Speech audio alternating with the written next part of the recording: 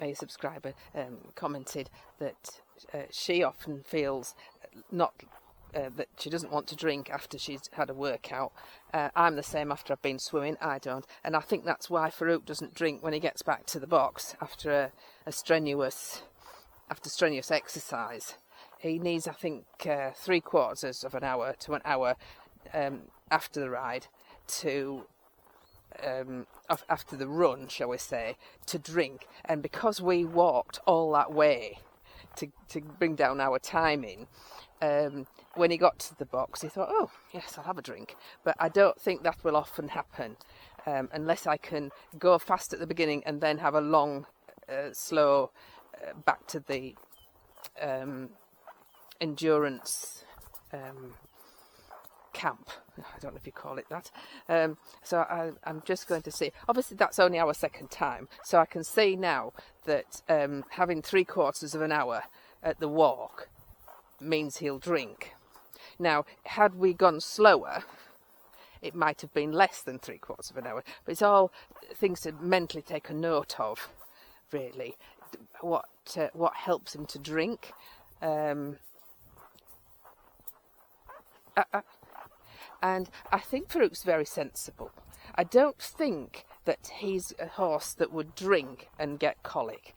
I personally have never had a horse that's had colic, but I have seen a horse that's had colic. Nothing to do with water. It was just age, I think, really.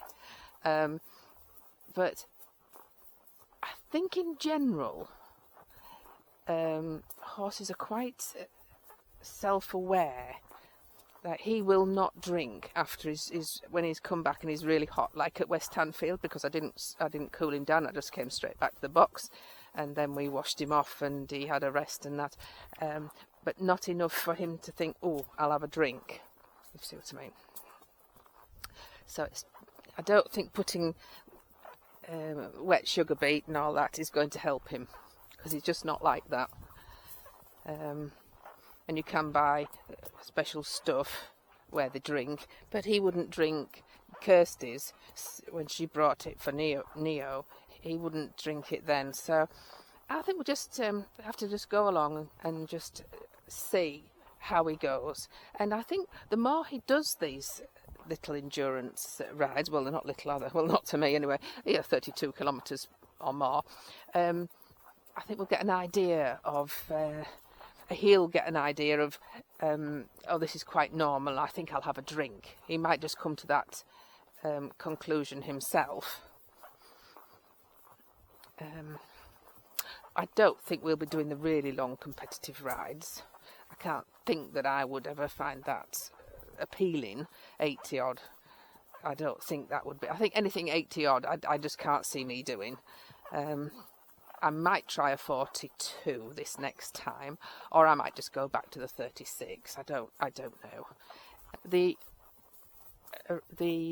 ride that I'm thinking of isn't until the 30th of September for 3 days, finishing the 3rd of October. So by then I might think, oh yes, I've had such a rest. I might want to try myself at 42, but of course it's not just me. I have to plan ahead to make sure that I've done enough work interval training, really, with Farouk,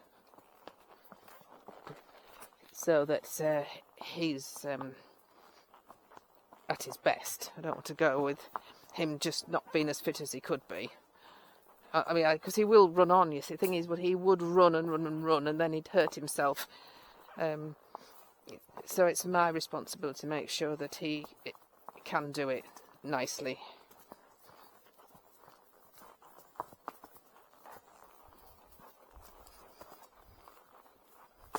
Oh, steady. Pick your feet up now, Farouk. He doesn't stumble very much nowadays. He used to always, when he was, I first started riding him, until he got his balance with me on him and that sort of thing. He was a bit lazy as well with his feet. He just sort of like trailed them along, I think it's just a breed thing, because of course in the desert they don't have all these stones and stuff, and uneven ground. It's all sand, isn't it? Well, I presume so anyway. Whoop. Stopped. Unexpected stop there. Little potty break.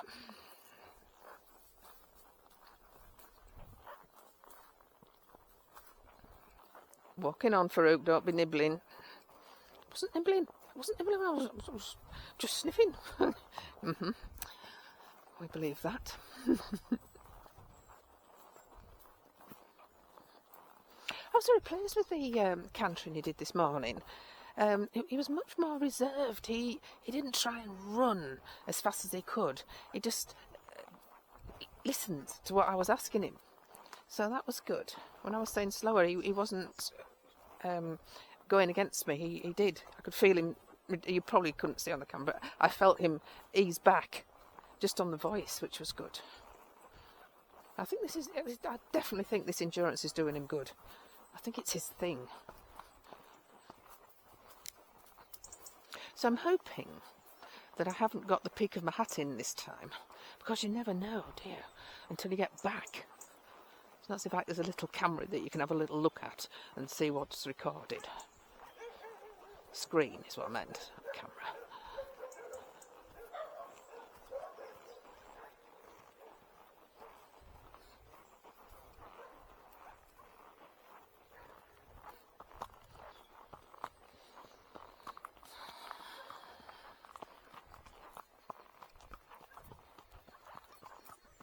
Right, it's not often this gate's shut actually, and of course there's a blooming stone there which Farouk thinks is a bit of a monster stone. Whoa, whoa, over and stand. Oh, it's not actually shut.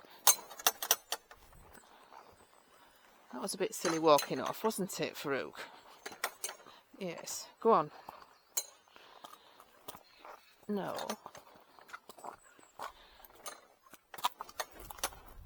Good boy.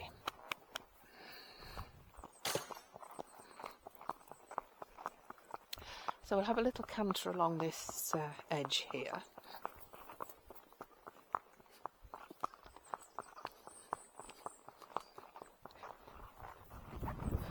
And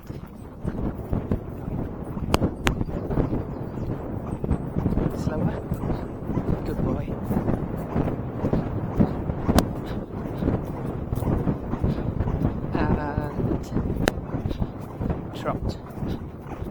Trot. Yes, I had to use a bit of rain there. Canter. Slow.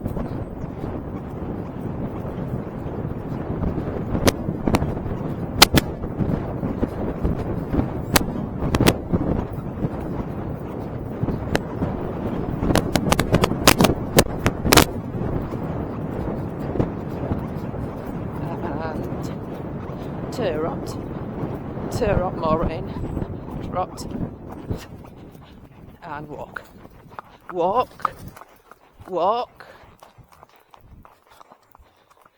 over, good boy, okay, wow, off my train.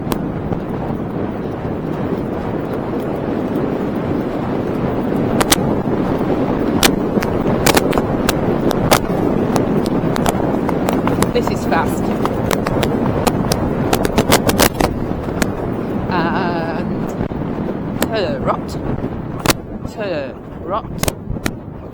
And trot, good boy, and walk, good boy,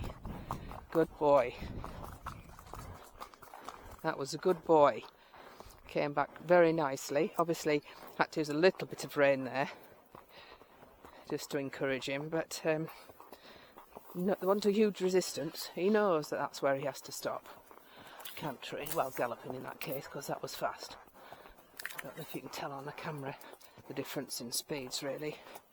I can, but then perhaps I know that because I was there, but I can tell that was a fast gallop. I do need to take my phone in case anything happens. I never used to ride with a phone, as you know, but I think it's a good idea to ride with a phone, especially when you're on your own. God. But of course, when you're younger, you don't think this, and there was no such thing as mobile phones when I was a child. So I used to go off for hours. I mean, literally hours. 3-4 hours I'd be off on it wasn't my pony, on the pony that I was allowed to look after and ride as I wanted, because the two children weren't interested at all in Gale. So I was very lucky at 12 to be able to do that. We couldn't afford lessons or anything, so the owner of the pony, their father, he was a jockey, he showed me how to put the tack on, how to clean feet out, how to put the bridle on, and that was it. And I didn't have a hat. Probably we couldn't afford a hat, or it was not thought necessary. Hats have become very, very popular now, which is excellent, because a horse can shake and you can fall off and hit your head on a stone and be concussed. So hats, definitely very important. And of course you have to wear them to the right standard as well in this country. I don't get on now without a riding hat.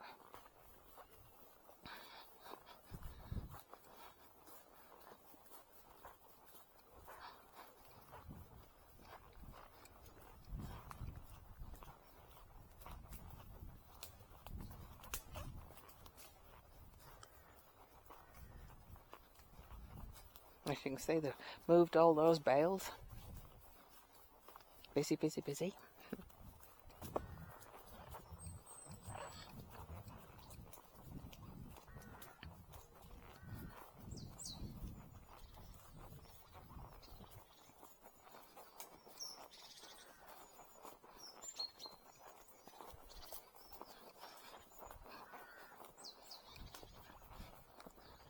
Oh, somebody said to me the other day, you can see there's a white line of hair along Farouk's back, and she said, oh, your saddle doesn't fit. Well, the saddle fits absolutely fine. All his saddles are fitted fine.